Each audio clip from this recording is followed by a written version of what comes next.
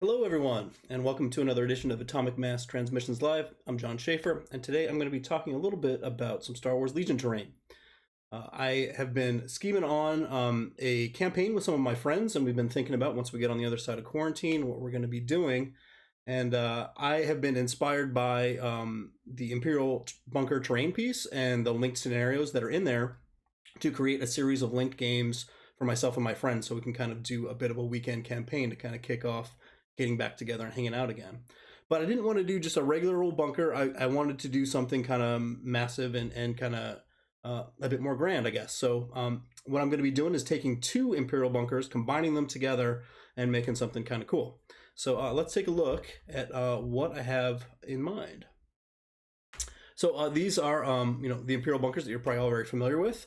This one here is the one that I was painting during the mini extravaganza that happened in March, earlier March. And I'm going to be using this as the first half of the overall project.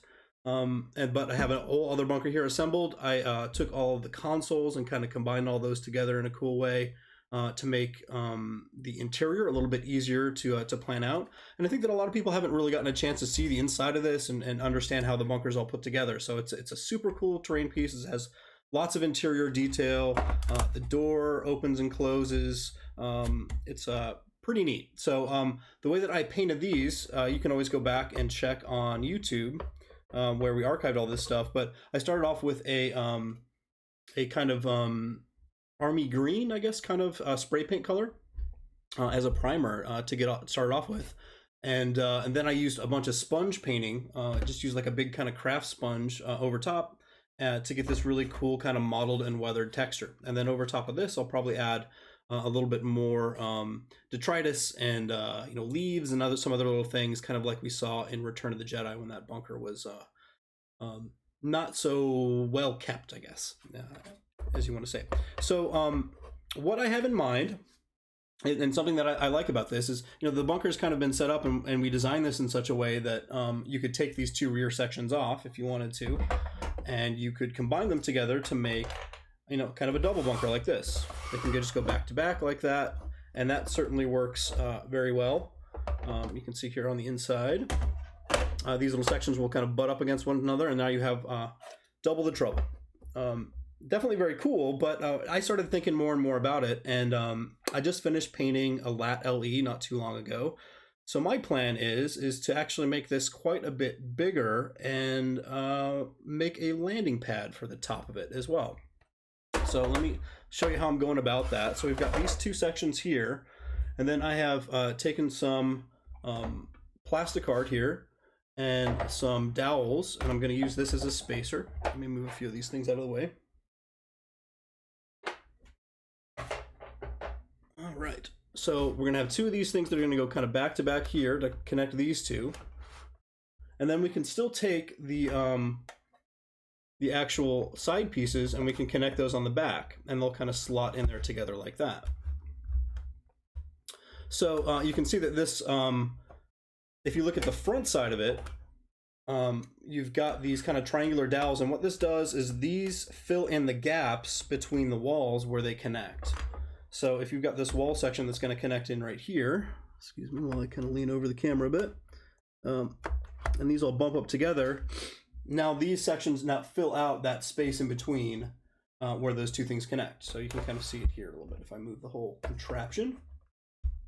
So it'll fill that little section out there in the corner, and it also makes a cool interior space because it kind of bevels out the corners on the inside as well. So these two sections will go together like that. All these are kind of like a uniform size, so they can just bump up together. And I'm going to purposely leave a lot of this stuff modular. So if I want to, I can just use a single bunker. I could do the kind of more simplified back-to-back bunker style, or I could combine all this stuff together and make this big, massive complex that I am planning on now. So these two lids go on the top on either side, and then I've got a roof section that goes up on the very top. There, and then I'm starting to work on this roof section here, which is going to then fit in there on top of the section here and rest on top of those triangular dowels that we had in the center. And I've taken pieces of sheet styrene here, and I've kind of cut these out into squares so they can kind of match the same sort of texture that we have up on the very top over here on the side. So before we get into all that, I did want to talk a little bit about the scenarios that are in here. For those people that haven't seen them, this product comes with 2 sets of battle cards, one for Act 1 and one for Act 2, and they're linked together. So depending on what happens in the first act, you can then also carry over, and it will affect your subsequent game. It's a really cool kind of setup. The first part, you're trying to rescue some prisoners. The second part, you're trying to get in there and actually destroy the bunker as it's set up. So I'll probably be, modifying a little bit of the setup here, because this thing is going to be so massive and how it's all set up, that it will, probably affect a little bit of the deployment zones and things like that, how we have them set up. But in general, if you haven't ever checked it out, it's worth taking a look. I think it's a really cool way to play that just has a little bit of cause and effect in between each of the scenarios. And every time that I played it, I've had a blast. I thought it was super fun. So anyway, back to the bunker at hand. We've got this section here, and I'm going to be working on the roof a little bit today. Just showing you and sharing with you a little bit of the materials and things that we have here. This is all kind of like a very personal, customized project. Of course, I'm not trying to tell you this is exactly how you go about it. Of course, you could figure out your own path to try to make this unique and personal to yourself. But as a point of reference, this is the lat here that would rest up on top. I think the one thing that I do have to keep in mind is that the lat has got these large fins at the front. So I think I'm going to need like some sort of kind of like landing, refueling kind of section, like a block or something that's going to allow it to rest up on top. Because the profile of it, as it's currently set up, they have these little landing fins on the side, but I think I might just make a little section that can allow that to stand up on top of it. So that's kind of the plan in general. I've got a lot of other, specific work to do on different areas, and I'm using a number of different materials to do it. Largely, most of the stuff I got from a model train store, and they have a ton of really cool stuff. For example, they've got these cool ladders, these kind of enclosed ladders that you see on the sides of buildings and things.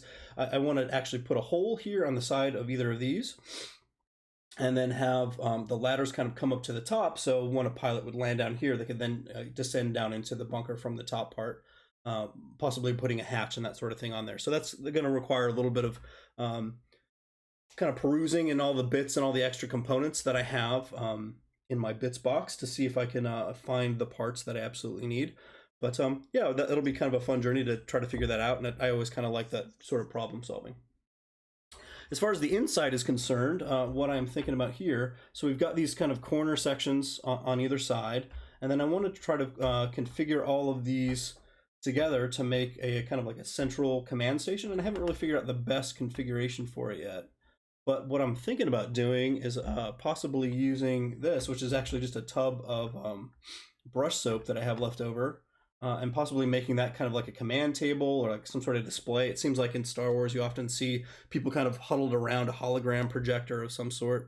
So it's yeah, it could be really cool, something kind of fun. So this could maybe serve as the basis for that. And that's what a lot of this project is just kind of like looking around the stuff that I already have. Me being a long-time terrain maker, I always kind of keep a hold of interesting little plastic bits and things to try to utilize for this. So I think this is my general plan. I think on the inside, when it comes to the detailing, you have a lot of these kind of little flat areas here on the sides. How this is all kind of set up.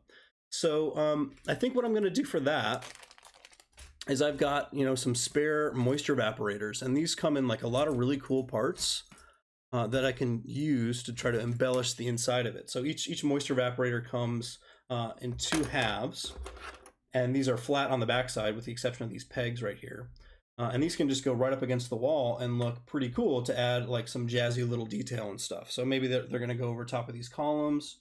That's going to be part of this journey, is just trying to figure out the specifics and how all this stuff is going to look.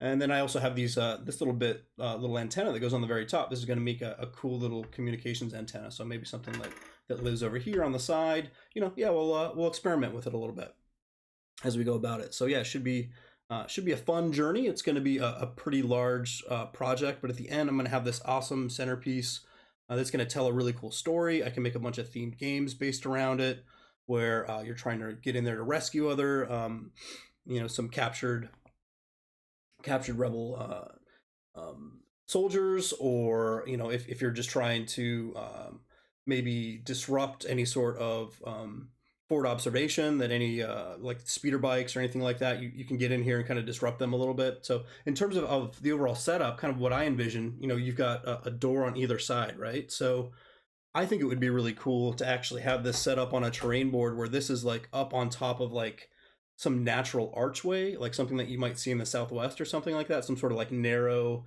type of ledge, where this is almost like a toll, like or a bridge or like a checkpoint, to allow people. It just cuts off access through it, but Imperials could travel back and forth through it. So maybe you have speeder bikes on either side, and they send them out to kind of scout and check out the surrounding areas. And then you've got a lad up on top that can take off and fly around. So yeah, I don't know. It has my brain working on overtime, just thinking about cool stories and things that I can tell. And for me, that's like the biggest draw to making a large terrain piece like this, is just coming up with a story, a background behind everything, and something really cool that you can enjoy with your friends over the course of a few games. And yeah, so let's talk a little bit about construction methods and how I'm going to go about this thing. So I think first I need to kind of clear off this workspace so I can actually have some area to work. So I'm going to move a lot of these items off to the sides here. Let me check the chat and see if anybody's got any general questions really quick.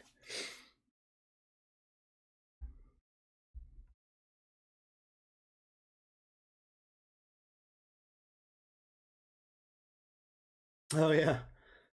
Yeah, it seems like a lot of people have the same kind of general idea. Yeah, I like that evaporator part on the wooden column support too. I think that looks really cool, and it's going to help kind of mask this just like flat area that I have on this little piece. And then when I'm done, I mean, like this is just a cool little backdrop to have for photos, right? Like this is kind of a cool little thing. So I mean, this back part is probably not going to be attached. So having this floorboard on the bottom allows me to kind of just like lock a lot of this stuff in, so it's not going to be all loose and I'm going to lose anything. I can bump all this stuff together, but I can just set up miniatures on top of that and take cool photos. And yeah, so this is going to be a fun multi-use project. It's going to take me a bit of time to complete, but I think it's totally going to be worth it, and I love doing this stuff. So I'm going to keep proceeding, chipping away at it. So let's work a little bit more on the roof and the section that we have up there. I guess the other thing that I do have to kind of figure out is that, I've got these two side pieces, and both of these are thick plastic cards. So this is about what is this, about 1/8 of an inch plastic card. I think this is like 3 or 4 millimeter thick. And I got this from the Train Supply Store, same place that I got all this stuff. There's brand names like Plastruct and Evergreen. They usually have like big racks that are kind of set up at model train stores or other hobby shops that have a bunch of this stuff. And they have a wide variety of different stuff. And then, if you check on their website, they have even more different options for you. But the reason that I chose this is that it slides in really well underneath the gap that you have at the bottom. So you've got these doors here that actually go over top of this section here, this little lip. And this will just slot in like right underneath it. It has a little bit more clearance, and that extra clearance is nice because what I want to add to the tops of these, kind of as I mentioned before, is a textured plastic card. And I've got a couple different options. I haven't really decided which one I want to use. I'm going to try to reflect this so you can see it. So this is kind of like a typical diamond plate that you would see. And maybe that's a little bit too industrial, a little bit too modern maybe to use that. So I think maybe what I'm leaning more towards is this kind of like standard tile, how this is kind of set up. I think this can probably read as Imperial in design enough that it will probably function all right. So shouldn't be too bad. I think that'll work out just fine. So yeah, we'll take a look at it, and we'll make a decision as we kind of press on this massive project. So I'm going to move a couple more of these things out of the way. Yeah, floating holographic on the table. I don't know, how do you think I would go about that? I mean, you've got the little tiny one that comes. I mean, maybe I could just take standard miniatures. I'm trying to think of the scale. Like normally when they see it in Star Wars, it's I I feel like the holographic projections are close to life size, maybe a little bit smaller. I could probably do some sort of 3D printing magic with that too. Maybe I'll ask a friend that can help me out with that. So going back to this roof section, kind of as I mentioned before, I've got, I started off by cutting this roof, and this is just a piece of foam core. The risk that you have with foam core is that, you know, as you put paint and any sort of moisture on it, it is kind of prone to warpage. So thankfully this is nice and flat, but I'm going to reinforce it by putting on plastic card over top of it, so, or the sheet styrene over top. And that's going to add a little bit more rigidity to it. On the underside, I also probably want to add, you know, some maybe kind of cross beam sections, like some other pieces of plastic card underneath. It kind of looks good to just keep this thing rigid and flat, because the last thing I want is to spend a lot of time making a cool upper surface for it and for it to warp and not fit on there very well. So I'm going to be very aware and cautious of that. It was a little bit of a challenge because I wouldn't say I'm like the most precise measurer and craftsman when it comes to this sort of thing. So I did have a few areas where I had some extra gaps here. I think the most important part is that the width of these channels in between each of these pieces is pretty consistent. So what I made sure to do is, you know, it's 10.5 inches across. That's essentially the width of the bunker when you have the extra side pieces on to fill in the gap. And then I just measured it out, and then I put a cross in on either side, and then I measured the top of the roof, and this little square is 3 inches right here. So I wanted to make it look consistent. So I made sure that, you know, these two squares right next to one another are the same size. So that should look pretty good and look pretty consistent. But the transition from the standard bunker roof to this roof needed to have a little bit of extra trim on it. So for that, I took this this rounded section of plastic coping, I think is what it's called. What is this stuff called? Half round. Okay. And it comes in a package that has a bunch of these long sections. It does have kind of like a cavity on the bottom side of it.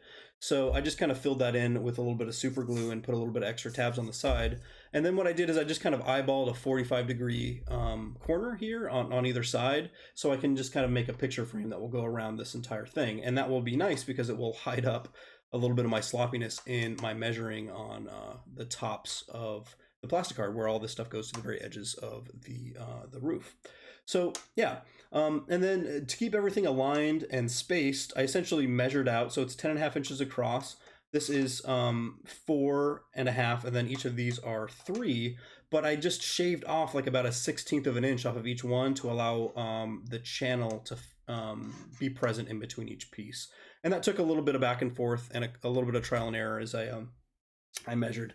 And then I also found that, you know, each piece was not exactly identical. So I marked them as I went, lower left, lower right, so on and so forth, to make sure that I had them all oriented. Once I paint all this stuff, you'll never see that. So it's not really a big deal. So up here on the top, this is going to be the upper right section here. That's going to line in there just right. So I've got to make a upper left section, and then I've got to do all of the framing that's going to go around on the roof up on the upper part.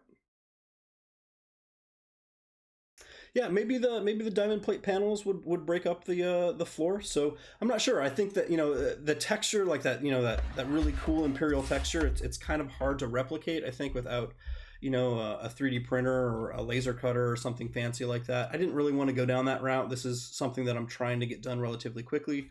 I love the look of that floor, but trying to replicate that, I think, would be a bit of a challenge doing that by hand. It would take a lot of time. And I'm trying to get this thing painted in time for us to play a lot of games with it. So that's the main focus, is just to get something really cool and fun to play some games around. And yeah, so I'm going about it this way. So I'm just going to kind of use these readily made textured patterns, and I think I'll probably kind of go back and forth and try to mix them up a little bit and decide how I want to use them. I think, you know, having the floor being broken up into like this main section on this side, and then another section on this side over here, and then maybe another strip that connects from this point here to the other point across, and also gives me a basis to put down the holographic table and the control sections around it will probably work out pretty well. So I'll be cutting into all that stuff. I mean, it's hard to like cover and all these different elements in this in just an hour. So I will certainly be doing a little bit of extra work on this over the course of next week. And then this is going to be a 2-part series. I'll be back here next week, and we're going to dig into more of the painting side of it. So hopefully I have a lot of this stuff built out. You'll get to see some of the decisions that I made. I'll talk about that a little bit more in detail as we proceed. So let's go ahead and cut another section here. So when I'm using and cutting plastic art in general, I mean, you can use a standard like size 11, I think, or number 11 X-Acto blade, whatever. But what I really like is using something a little bit more robust, something that I'm not really worried about the tip breaking off very much. Something like this, you can just get at a home improvement store. They're really nice because you can swap out the blades, and these are just straight up razor blades, super sharp. You got to be very careful with them, but you can just replace them readily, and they're just a little bit more secure, I think, because you have to put a little bit of pressure when you're cutting through plastic art, especially the thicker stuff. And I think just trying to do it with an X-Acto blade, you can be really patient and just try to do multiple passes over top of it over time. But I just like to use something like this. It makes me feel a little bit more secure when I'm doing it. I got a cutting mat here underneath me. I flipped it over to the back side of it because I like to use both sides of the cutting mat. It's made of the same material. It just makes it last a little bit longer. So I'm using that bottom side there. Magnet use, yeah, totally. I think that you could definitely throw down some magnets. I think that would be really nice. The one thing that I've been kind of thinking a little bit about is, all of these things have to fit together, and there's probably going to be some little gaps here and there because, like, on the inside of this section, you got this little lip. Maybe I sand all this down so it fits there a little bit better. I'll have to kind of make some decisions. This is kind of like, I didn't really like do a ton of pre-planning on this. It's mostly just trying to figure it out, getting some insight from you all. If there's any sort of veteran terrain peeps in the chat, get your general thoughts about it. I see Morris 2017 in there. I know he's a veteran terrain guy. He makes amazing stuff. So yeah, so that's kind of, you're here with me, along with me making this journey and trying to figure it all out as we go about it. So, and that's half of the fun for me, is going about it that way. So let's grab another piece over here. We'll measure it out and see how it's all going to fit in there. So this piece right here should be a little shy of 5.5. So that's the distance there. So that looks like it's going to line up just right. So what I need to do over on this side, I got to make sure this is kind of a similar width. Again, we're using that framing on the side to kind of hide any sort of inconsistency on our measurements or any sort of whoopsies that we might have. So this has got to be a mirror image of this one. So I'm just going to go ahead and flip this over. I think probably the easiest way to do this would be to just kind of trace this thing out. Let's see if I've got a pencil handy. Ooh, I got to grab one. Be back in just a moment.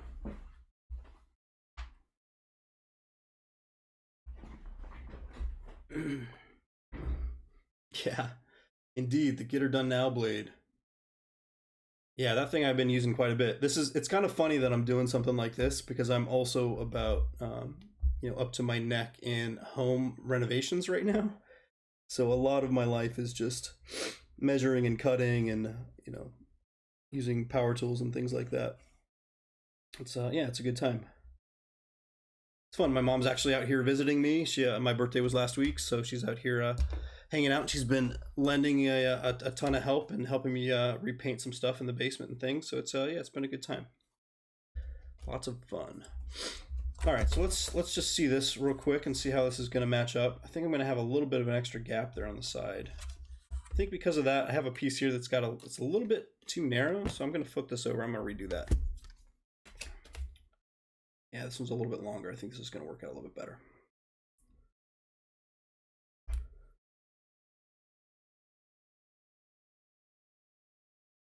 In other news, we just announced the My Star Wars Legion staff picks for April. We're going to be posting all those on Monday. I'll put all those up so you can all check them out. Will did 3 and I did 3 on a previous stream. They turned out great. There's a lot of really great submissions.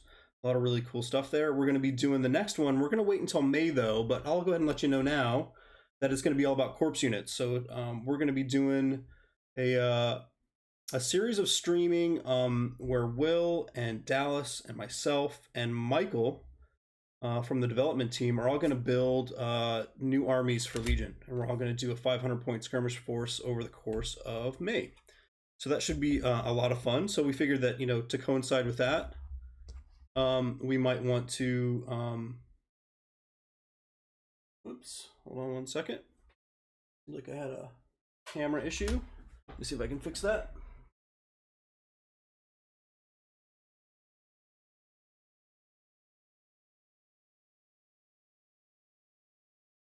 There we go. Yeah, just kind of turned off mysteriously. I think I'll be back up and running here in a second. There we go. Yeah, that's a really good point there, Marshall. It's you know, making like a solid foundation, like a base for this. I mean, right now I'm going for modularity, I'm going for flexibility, so I can use these things for a wide variety of different purposes. But if I really want to get the best fit and finish for everything, I think like taking a piece of MDF. There's even like a really cool sign material that a lot of sign shops use. It's a thicker kind of plastic card type material. It's a lot easier to cut than MDF is. MDF usually requires some power tools like a jigsaw, things like that, or table saw or something to cut it. And I've found that stuff is really cool. So I'm gonna try to find out some more information about that material, and I'll share it with you all in a future stream. Okay, so we're gonna get this thing measured up here. We'll trace this out. And then it's very important that you have a steel straight edge when it comes to cutting this sort of thing. You're putting a lot of pressure on this. Don't try to use a wood ruler or something like that. I think it kind of goes without saying, but it's going to be pretty important that you have something robust that you're not going to be able to cut into.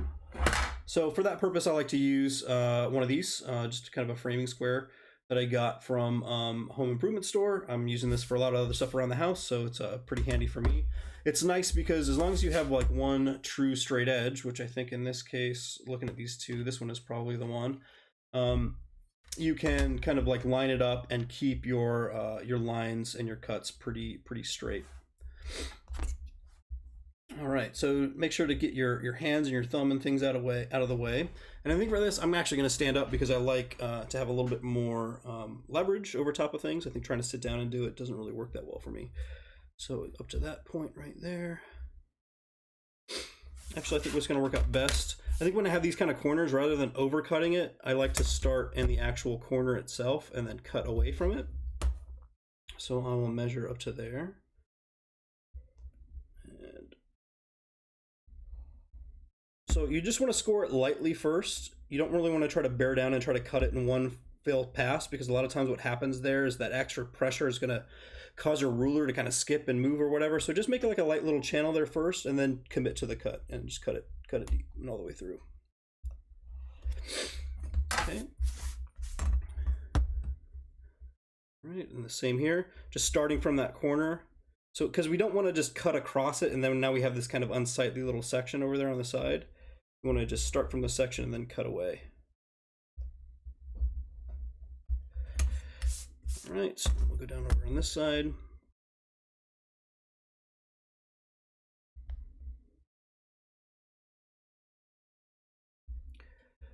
Like HDPE plastic, I'm not sure. Yeah, maybe that's what that stuff is called. I'm gonna have to look into it, but I've seen some other folks online using them, using that stuff, and it's that's always been, you know, one of my main hangups with MDF is just the cutting process. Like I love the durability, I love the rigidity of it. You can sand it down, and you know it's a great material, but in general, it's just kind of a bear to work with, you know. And like in sanding it and stuff, it just makes a lot of really nasty dust that you don't really want to breathe in. So if I can find something that I can just cut with a tool like this, that sounds great to me. All right, so let's see how this little bit fits in here. So the most important part is that we just make sure that this channel is nice and even, and that it also matches up well with our other section over here on the side. I have a feeling that the gap might be a little bit too big though. Yep, so we're gonna just slide that in a little bit more so it makes this channel more the same, but that means I gotta trim this bit down. So it's a little bit of that little bit of that, you know, back and forth, just getting things to fit just right. Mostly just because I'm just powering through this and I'm not being like super accurate or super deliberate with the measurements. So in this case, I just want to eyeball it.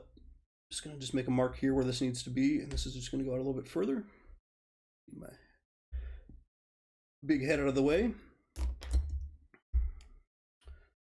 All right, so that should match up pretty well. And I'm just gonna cut into that line on this side first, and then I'll use my straight edge to cut the other section.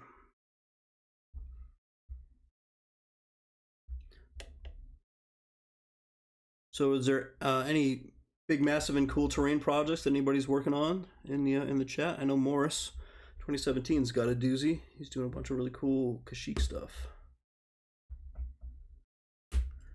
which seems very timely for all the stuff that's going to be coming out this fall. And I'm very excited for that. I'm very excited for Wookiees. I am all in on the Wookiees. And we've only really shown off about half of that wave. You will be hopefully very impressed with all the rest of the stuff. There's a lot of really cool releases in there. We're just starting to see some of the actual physical plastic, and it makes everything so much more real when you actually see this stuff. Like we see a lot of digital renders and things like that, but you know, actually seeing the physical plastic, you know, and seeing it all together is amazing. So after that, what I want to do is I want to get rid of some of these rough edges here on the top of the styrene here. So I'm just going to use my utility knife, and I'm just going to kind of scrape away that, just to kind of bevel that top edge down. That's just going to make that look a little bit more finished, and it's going to make the any sort of like lip or ledge or anything that I had around it a little bit more diminished, and it'll take the paint a little bit better. Just do a little bit of that. PVC foam board is what it's called in the UK. What signs are made from. All right, cool. I will. Thanks for that. I appreciate that there, James Cuts. I will look into that for sure. That stuff sounds great, and I might very well make a base for this entire thing to rest on top of, because though the modularity is cool, I worry a little bit about it kind of like getting jostled during gameplay and like getting moved a little bit. So I think that might be a good material for me to go ahead and do that. I mean, I could just make it out of MDF2, but if there's an easier solution and something new, I'm all about it. I like experimenting with new materials. All right, so that one fits in there, and we'll do the same thing over on this side too. Kind of scrape down on the edge of it. And I'm just kind of turning the blade away. This is the same way that I, man, what is going on with my camera?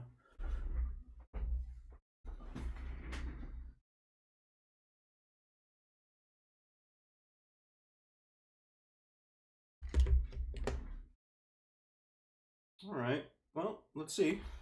Let's see if we'll maintain. I'm not sure why it keeps shutting off, but maybe it's an auto shut off feature. Some sort of setting got toggled. Maybe it's overheating, who knows?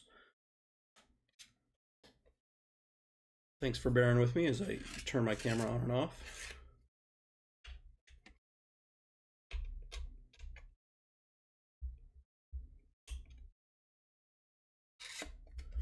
Okay, cool. That is looking good.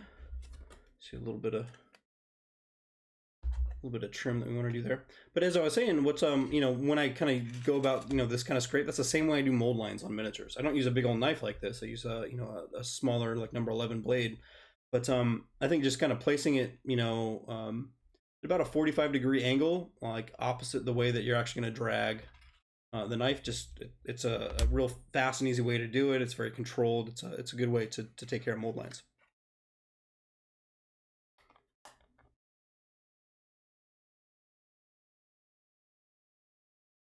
Yeah, Empathetic Ox 56099. Yes, we will be uploading all this stuff to YouTube later. They also, you know, a lot of these videos also reside on Twitch for a fair amount of time, so you can always go back and check out recent videos and see all that stuff. But we also back up all of our streams on our YouTube channel. So make sure to, if you missed this and you want to get caught up, that's a place that you can go and look for it. And I also see that, you know, I've got a little bit of a channel down here where I forgot to do that section. So I'm just trimming this up because I think that, you know, this channel up on top is going to be important to keep all this stuff pretty clean. Now I am probably going to have like a little bit of dirt in here, like maybe some, I might take like a little bit of leaves and some things like that and kind of put them up on the top. I think that kind of like little scatter and terrain stuff is really good for hiding any sort of errors that you might have made. And as I'm going about this kind of hastily, yeah, I think that'll be a handy thing for me to use. All right, so I'm just using regular old super glue here for all this. And you just want to make sure to get a nice kind of even coat across it. So I usually just kind of make this like nice zigzag. You don't want to just mash a bunch of it down though. You don't want it seeping out the side. So I bring it in a little bit from the edges, and it's kind of hard to see with the glare there, but so don't get in too close to the edge, but enough that when you press it down, it's probably going to seep out enough that it will hold down the very edges of the plastic card down where you need it to. All right, now I want to line that up so it fits in there just right. Cool. And I did notice that, you know, in my measurements that I do have a little bit of an overlap here. I think it's going to be easier for me to just trim that down than just get it just right ahead of time. So I'm just going to leave that on there for now. I'll trim it down there afterwards. And then we'll just go ahead and get this other section over here as well. Get that one straightened up. Cool. And that's going to be, you know, our central roof section. I am thinking about putting a big Imperial symbol here on the center, or I might take a look at the landing pads on Endor and see what kind of markings they use. I think they use kind of like really kind of modern real world kind of inspiration for how a lot of that stuff looked. So I'll have to take a look at some reference and see if that is the best bet. Okay, I'll get this other piece on here. I'm noticing my channel tapers just a little bit, so I'm gonna trim this down just a scotch. Probably should have test fit it before I had glued it down, but c'est la vie. I'm just gonna hold that down and just trim just a little bit off of this. Being careful not to go through to the foam board underneath. And I'm gonna achieve that by just doing a lot of really light passes. As opposed to trying to bear down on it first. This is just going to allow me to just get in there a little bit easier. Trim that down.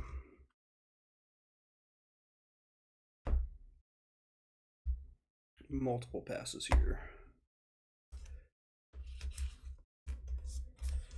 And then again, we'll just kind of do a bit of a scrape.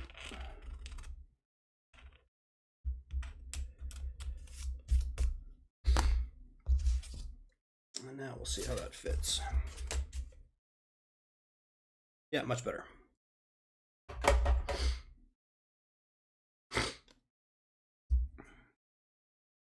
Excuse my sniffling, I'm getting over a little bit of a cold. Thankfully not COVID, I did get a test the other day. Just your regular old run-of-the-mill cold, which I haven't had in probably a year and a half now, so it's a grim reminder. But I'm feeling better today. I'm just kind of like in the tail end of it all. And looking forward to a nice relaxing weekend for sure. Okay, that looks pretty good. All right, so next we got to do this. Man, what is up with my camera?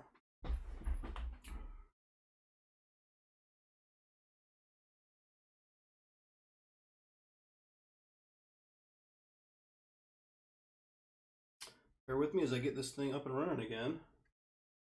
I don't know what is going on with it. Yeah, there we go. Let me check some connections real quick. See what's going on here. I've not had this problem in the past. Oh well, seem to be working through it okay.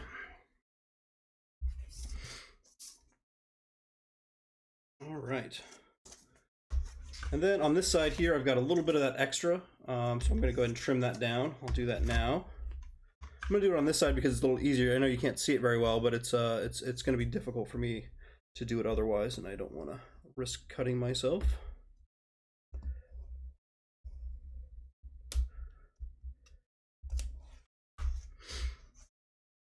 Passes there. This one I can probably get over here though.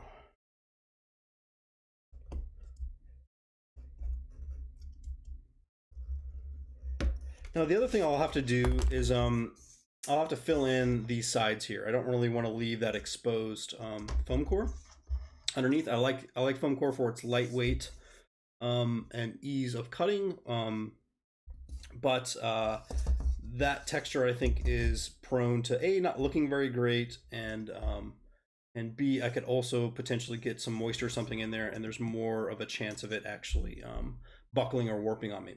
So to fill all that in, I think I'm just going to use a little bit of tile mastic. I'm going to go over top of that. I'm going to fill all that stuff in. You could also use just like drywall compound, anything like that you get from a home improvement store, and then I can sand it all down, and that will kind of seal it up on the edges. You don't want to use super glue on this exposed foam. It's fine for the paper part of it, for gluing things down, but super glue in my experience has eaten away at foam in the past, and it can kind of ruin the overall joint that you have in there. So you want to avoid that if you can. All right, I gotta trim this up just a little bit more. Do that real quick.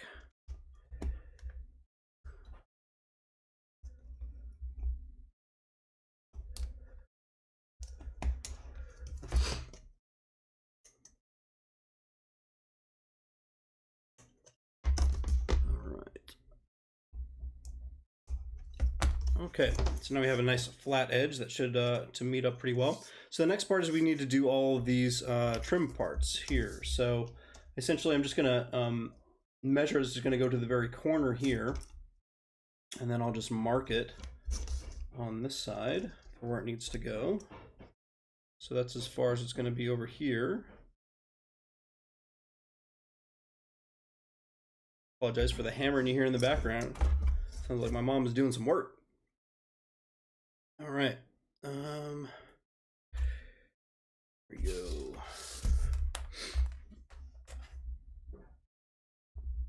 All right, cut this down. And for this, you can usually just score it and then bend it to snap it in half. Now, whenever you cut this stuff, it gets a little bit of a lip up on the very top, on the very edge where you cut it. So after you've cut it a couple times, I like to go back and kind of scrape it flat again to make sure that it'll fit back in there really well. All right, so this part here has got to go and connect up to here. So I need to cut a 45 degree that's going to go from that corner down to here so it can marry up. Now it gets a little bit tricky when you have these things at an angle. Like, you know, if it's all perfectly flat, you know, your 45 degrees will work out pretty well. But sometimes you have to kind of like trim them away just to get them to match up really well. And then any sort of gaps that I have in here, I'm just going to use a 2-part putty to fill them in there. I use a product called Epoxy Sculpt. I use it for basing and a bunch of other stuff. It's really nice because it's water soluble, so you can put it on over top and then mix it in there, and then you can sand it back down. And then also because it's water soluble, you can kind of like cram it into the gaps and smooth it down. And things like green stuff don't really work quite as well. Also, you could use like Neatite, or there are a wide variety of different stuff you could go with. Essentially just a filler. I could also use drywall compound, you know, something like that, if you wanted to use something a little bit more industrial. So for this, I think I'm just gonna eyeball it. I'm not really too precious about it all. So if this is gonna be 90 degrees, I wanna go 45, so about a halfway point here. So it just needs to go into the corner. So I will just bear down on that. Definitely gotta be very careful and just mind your fingers. Like when you're adding a lot of pressure to kind of cut this sort of stuff, it can, you know, your blade can slip away from you and it can cause problems. You could also use a pair of clippers. Since I already just scored this, I'm just going to use these clippers to just kind of break off the excess part here. All right, and then I'm just going to take a look and see how that fits and see how I need to trim it down. Looks like I need to make my angle taper more down towards the bottom section. So I'm going to get my thumb out of the way here, and I'm just going to trim that down a little bit. You can also just cut away from yourself if you're a little bit more nervous about it. And then I'm just going to use the back of the blade to kind of scrape that down a little bit to get that a little bit flatter.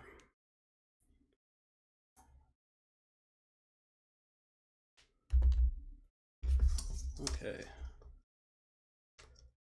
Yeah, a little bit more. I still see a little bit more of a gap there where this bottom part is not really resting in there against there as cleanly as I want to, so I just got to trim that down just a little bit more. And that'll just kind of go back and forth a little bit with this, you know, until you get a fit that's pretty good. And then just kind of scrape away at it a little bit. Cool.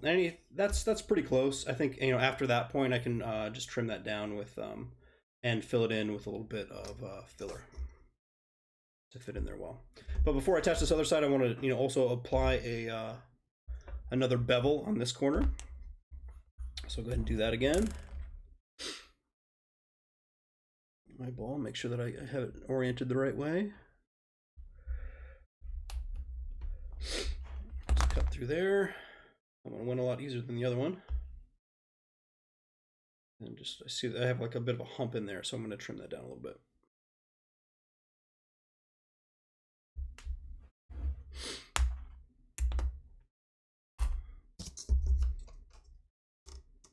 Okay. Yeah, it looks good. So that looks good enough to me. I'm going to go ahead and glue this bit down. I'm going to put a bit of this glue down in the channel.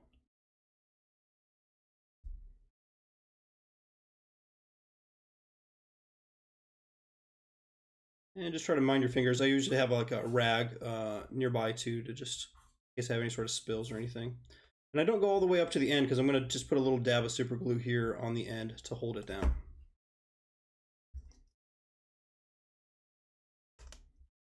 Oh, camera, you make me so sad.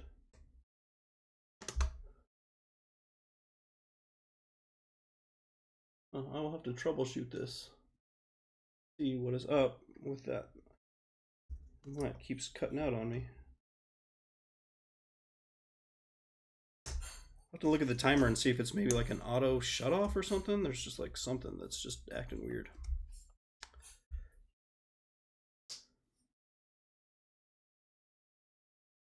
Oh, hey, Fan Kiyoshi, I am making a massive Imperial bunker. And right now I'm working on the roof section that's going to go on there. So for those of you that are joining in a little bit late, I can kind of show you real quick. So you're probably familiar with the standard bunkers that are, you know, set up like this. I'm taking two of these. I'm combining them together.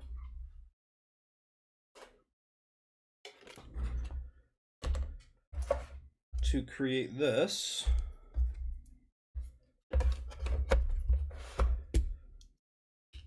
And then what I'm building right now is the essentially the extender that connects these two together.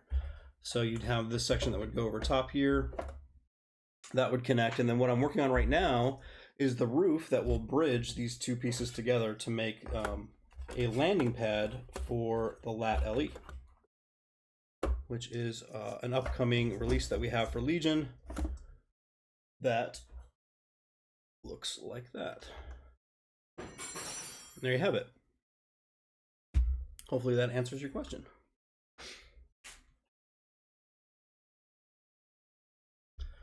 Okay, let's go back to this. Scoot that bit over. Spend a little bit more time. We got about 10 minutes left here. So are there any general questions that people might have about you know, the methods that I'm using, the materials that I'm going with? It's all pretty straightforward. Also, if you just have any general thoughts or advice about, you know, what you think would be really cool, that would be great.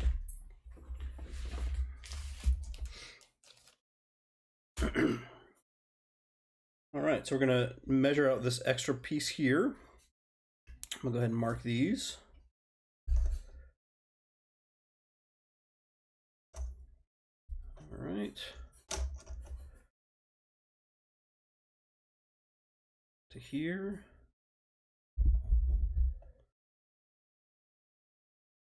And then my end cap is gonna be right here. Sorry, I keep getting my head in the way. I'm not used to having this camera right above me like that.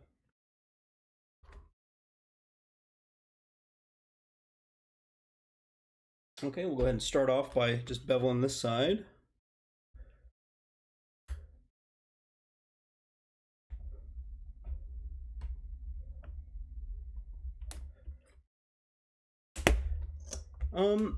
Well, what gave me this idea is we're getting ready to get out of quarantine here pretty soon. I've been talking with my buddies about doing a campaign, and the bunker comes with like this really cool set of battle cards that let you play a series of linked scenarios. And then I've also got kind of like my own little campaign system in the works, something that I'm kind of working on just for fun. Uh, that just links a bunch of games together and uses a bunch of existing battle cards, but you pick and choose like what your primary focus is going to be, like what you're trying to achieve, like maybe an agenda or something like that. Um, and We started talking more and more about it. I just finished painting up a lat not too long ago, and I was like, you know what? It would be really cool to make a big, massive kind of like forward observation type of outpost, like some sort of thing where like speeder bikes would be screaming out of there all the time, and you'd have like these really fast mobile places. Like maybe it's over top of like a really inhospitable or hostile environment. So only like repulsor vehicles can fly around there. I don't know. Like we'll invent something cool and have some fun with it. And it's I think that's one of my favorite things about miniature wargaming is that you can just get together and collaborate with your friends, and you just have all these like cool miniatures to actually just realize your ideas and tell a story on the tabletop. And that is like the most rewarding thing for me when it comes to gaming.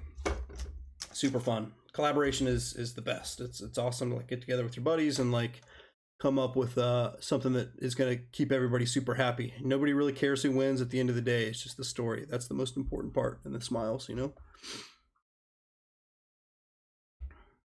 At least that's how I feel about it. I'm going to use a Sharpie would be awesome for this, I think. Oh, unfortunately, I do not have one, so I'll have to use just a regular old pen.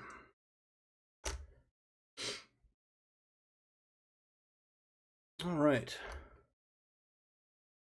So I will be back here next week to continue this and work on this a bit more. I'll certainly put in some work between now and then, so you don't just sit here watch me cutting more trim on the roof for an hour. I'll try to make it more interesting than that. So we'll hopefully get into some more painting. I'll go into the sponging technique again that I used here. I'll show you a little bit of post weathering and washes and a little bit of dry brushing stuff, and then also probably add a little bit of leaves and just general dirt and stuff in here. Maybe do some streaking and some weathering and stuff on top of it too. So I think next week is probably going to be more focused on the painting side of things as opposed to the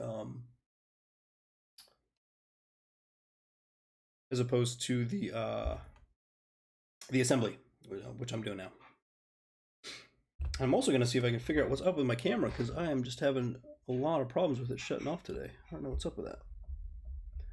It's kind of irksome.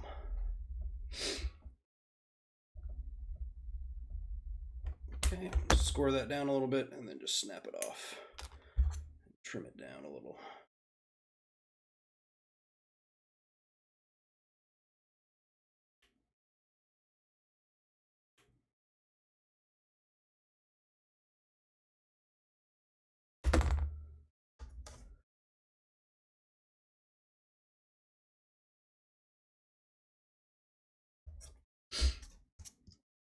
Yeah, it looks like it'll fit pretty well. Yeah, this corner did not turn out great, so I'll have to work on my bevel next time. But that's nothing a little bit of filler can't fix. Yeah, this one looks a lot better. I think I've learned. Learning has occurred. All right, let's throw this bit down. That's right, Marshall. That is right. I'm sure that it's just like some silly auto feature or auto shut off feature that I somehow enabled in the menu unknowingly. I just don't want to spend the time to sit here and troubleshoot it when I can just turn it off and turn it on again. We'll just use the standard IT fix for it. Reboot.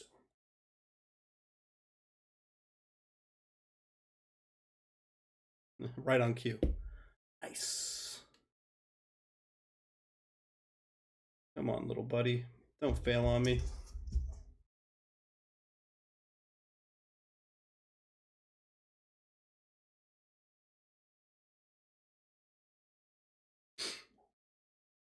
All right, got most of this trimmed down. Might be able to finish that out this time. It'd be kind of nice because then I'll have this roof section largely finished. And then I can proceed to all the troubleshooting on the interior. So rather than me just cut another section here, let's talk a little bit about the interior stuff and what I'm planning on doing here. So as I mentioned before, I've got a plan to take these parts will fit in here, but what I want to have is on the inside, I want to have like a little ladder cage in here. So typically these are going to be exposed out to a point, where you can actually access the ladder, and then from there up, it's going to extend out. So it's kind of like a cage that wraps around. It's usually on exterior bits, but for this, I don't know, I think it'll look cool anyway. So this ladder is going to go up against, this wall over here. I might as well just turn this so you can see it a little bit better. So it's going to go up against this wall like this. And then this section is going to go around it like that. And it's going to poke out the top. So I think I'm just going to have like a section like about that big. And then when looking at the roof, it is going to connect out here all the way to this edge. So now that I think about it, I think I was probably a little bit hasty in gluing this section down because I'm probably going to want to cut this down. So I'll cut into that, make a section here, and then I'll probably use like a little circle cutter or something like that to cut through. I wanted to glue this down on top so that the cut will just cut through both of them in a uniform way, and make a hole that will go down to allow the ladder to kind of poke through. And then that will be mounted on another piece here. So I can't really, if I want to keep everything modular, I can't glue anything to the back of this because this piece needs to still be able to fit there to be able to close if I just wanted to use a bunker by itself.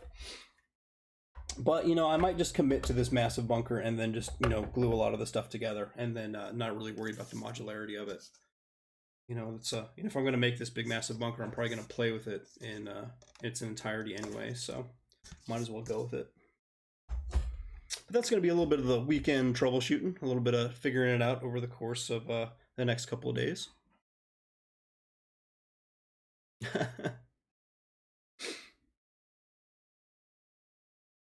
Oh man, boy, little camera. You are protesting me at every turn. The blackouts, they're bumming me out. Well, we're almost out of time today, so I think that I'll probably just call it here. You can look at this piled mess of a bunch of random stuff. But yeah, I've been wanting to do this one for a while. Ever since we announced this bunker, I've been thinking about some way. Ever since Bexley, who was, kind of the mastermind behind a lot of our terrain and our vehicle kits, ever since he told me that, oh yeah, I'm just going to make this thing so you can take two of them and you can put them back to back. I was like, oh, really? I started thinking about that. And, I just like taking, existing terrain kits whenever I can and making something kind of cool and interesting out of it, something kind of unique. So I'm having a blast with this. I'm having a lot of fun. It's definitely a really good time for me. And I'm enjoying myself immensely. So thank you very much for joining me today. I'll switch back over to the other side here. Thanks again. I really appreciate everybody for sticking it out as you watch me cut through plasticard and assemble what's going to be hopefully a pretty impressive terrain project at the end of the day. We're going to be back here next week. I do believe, let me take a look at the schedule and see what's coming up on that. So on Tuesday, we're going to be back here. We're going to be painting Carnage. That's going to be happening. I think that I've been talking to Will. I think we're going to be looking at doing a X-Wing live stream for some gameplay. I think he's going to take the squadrons that he's been recently painting, the X-Wing ships that he's been doing, and get those out on the tabletop. Hopefully that will happen then. I'll be back here next Friday doing more on this big bunker project. And then we've got Craven coming up on Thursday, I think, next week too. So lots of cool stuff planned. Really looking forward to you all joining us back then. So until then, you all have a pleasant weekend, and we'll see you next week. Take care.